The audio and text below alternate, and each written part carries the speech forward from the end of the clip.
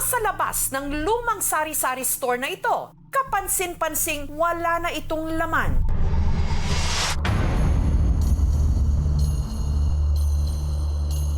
Maliban na lang sa nakadisplay ritong kahon.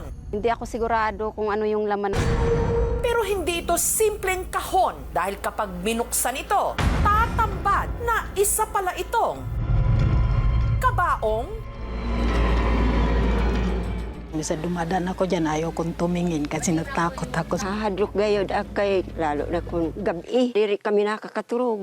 Hindi naman daw ito punerarya. Wala rin ditong lamay. Kung gayon, para saan at para kanino ang kabaong na ito? Amo ini ang kabaong ng panday marasan. Sa diri na ako. Ang sabi sa iba, malain ko noon magsimo daan sa kabaong. Ano man ang ikaraot sa paghimo sa kabaong. Ito ang kwento ng buhay at paghahanda sa kamatayan ng 92 anyos na si Lolo Sailing.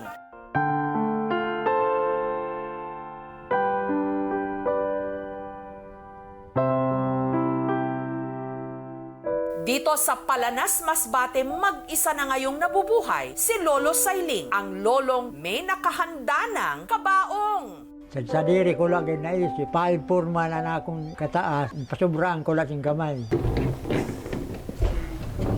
Na-try niyo na po ba ang pumasok sa loob at Pwede humiga? ba? Malala. Hindi naman ako natatakot na nakakayig na ako sa akin kabaong. Nahimo ko nga kabaong sakto kayo sa akin. Madunot na lang ako kasi magburulag na ang bukog ko siya. Hindi pwede pa kuhaon, sudlan man tayo ba? Di pwede magabog.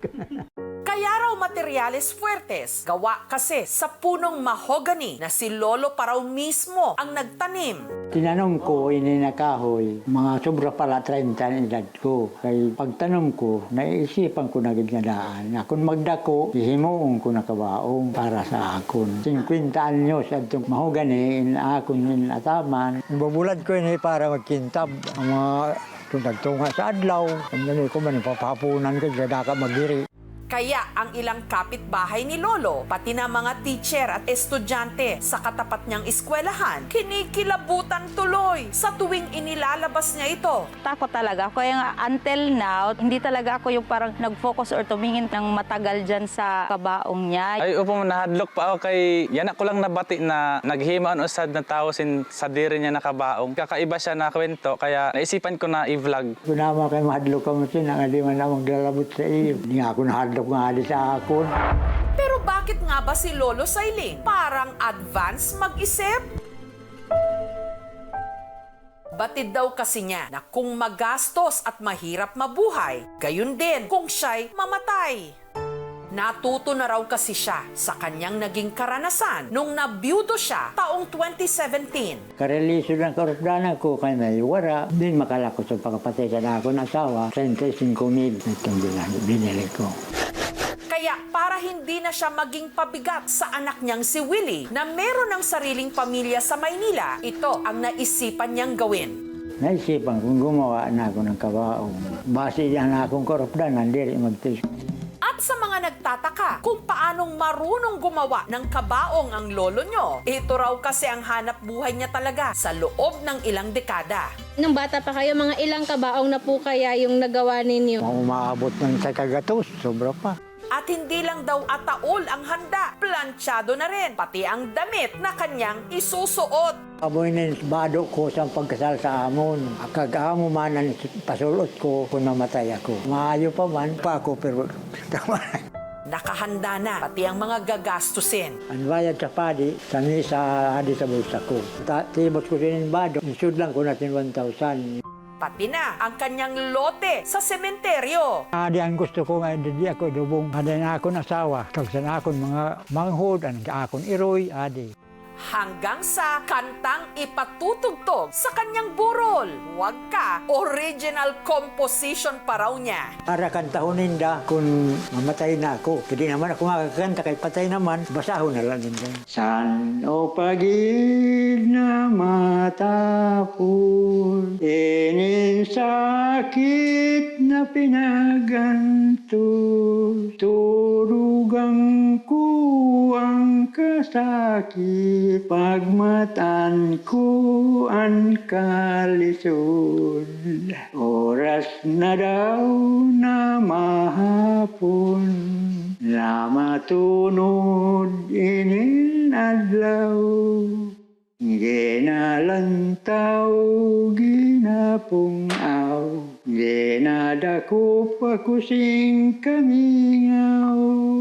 So ko gayon nga, magtangkilo na akong korupdanan kung wala na ako. Basi wala sinda problema, malipayon sinda, ang tangisan lang ninda, ang pagkawara na akon. Wala sinda magtangis ang pagtios na pamiling sinda bulig sa ako. Diyos lang, maaram ko na impalaba ang buhay ko, kaya may kahon naman ako.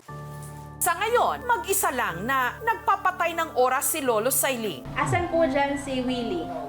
Hiningaw ako siya, nakikita ko siya. Para maibsan ang pangungulila niya sa kanyang anak, nakikitawag pa siya sa cellphone ng gurong si Alona. Pinupuntahan ko agad si Tata Sailing para maipaabot ang mga message na galing sa kanya. Ay, wala ko na lang isa. Yan ang taman.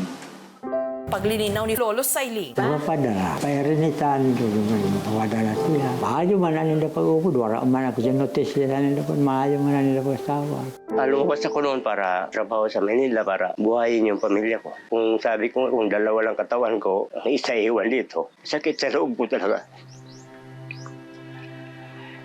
Siyempre, mamimiss mo talaga. Magpakatapos na niya apo nga magpag-eskwela, kadaka bapaka din na sila. Una din na sila, maayo yun, siya nakaupod ako. para masigurong walang iniindang sakit si Lolo Sailing, nitong Huwebes, ipina-check up namin siya. Si Lolo Sailing, at the age of 92, walang ibang problema sa katawan, maliban lang talaga sa kanyang hypertension. Good thing na pa-check up siya kasi nalaman natin na mataas pala talaga yung blood pressure niya. Bibigyan natin siya ng gamot as maintenance para talaga na makontrol yung BP niya. Di na rin mag-inom basi, mag-ayaw maulian. Nakakahingi sila ng financial assistance sa aming sa office ng OSCA or chicks booklet, sa medicine, basic commodities. Habang ang lokal na pamahalaan ng Palanas, may regalo rin para sa kanya. Surprise! Roda Municipal Social Welfare Office. Ito po ang kunting handog namin sa inyo. Pakitanggap po nito tay para po sa inyo po. Pangalipay, hindi ko gayon na malilimutan hasta na lang na maghali ako din sa kalibutan. At para pwede na niyang makausap ang kanyang anak na si Willie, anumang oras niyang gustuhin, binigyan siya ng aming programa ng sarili niyang cellphone. Ngayon ako mag-cellphone. Hindi ko gayon malilimutan bisan antun ako sa akong lunganan niya, regalo sa akon. Si Lolo Sailing agad-agad nag-video call sa kanyang anak at mga apo. Hello, Willie. Hello, Tanko. Kumusta? Adin tagaan ako ninda cellphone. Adlaw-adlaw magkakaistorya na kita kay guna ako cellphone. Tagaan ninda. Mapakali ka. Wala nga akong budget eh. Kuwarta man kita nili. Kumakali lang. Pag areplano la, bakit dali. Ang hindi niya alam, may isa pa kaming sorpresa para sa kanya. Mula kasi sa Maynila, pinauwi namin si Willie para bisitahin ang kanyang tatay Sailing. Kumakali ka na. Padalaan. Kaya din naman ako.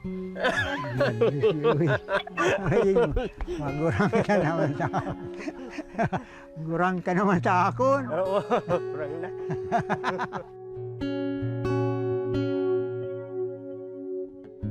Ginako pagpasalamat na pagdi ka mo kag naadi siya. Iyakin talaga, iyakin. Ayaw pagtangi. Iyakin talaga. Sa tuwa na, siyempre. Ibig sabihin, luha na kaligayahan. Nasaktan ako, siyempre. Kamamatay lang ni mama, tapos nagawa ka ng gano'n. Pero sabi ko naman, sa matagalan na, sabi ko, Diyos na, bahala na. Matangis na lang siya, kaya wala na ako. Pero sa problema din na, wala naman. Kaupod ko pa si Mrs. at saka si... Adi? Adi, yung anak ni, panganay na anak ni Joan. Nagawa naman ngayon. Kalimutan na. Di naman ngayon. Naman. Naano kayo tatagis ko? Dahil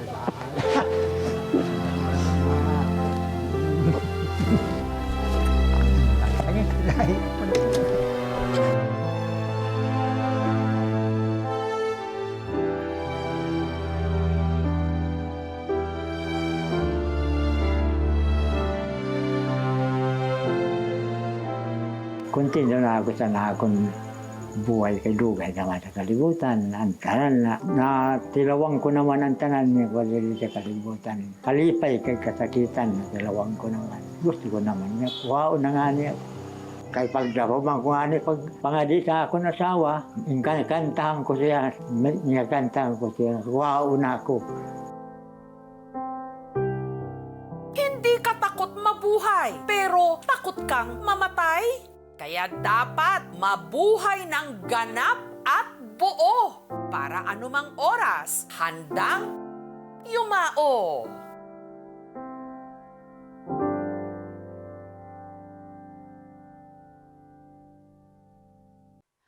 Thank you for watching, mga kapuso. Kung nagustuhan niyo po ang videong ito, subscribe na sa GMA Public Affairs YouTube channel. And don't forget to hit the bell button for our latest updates.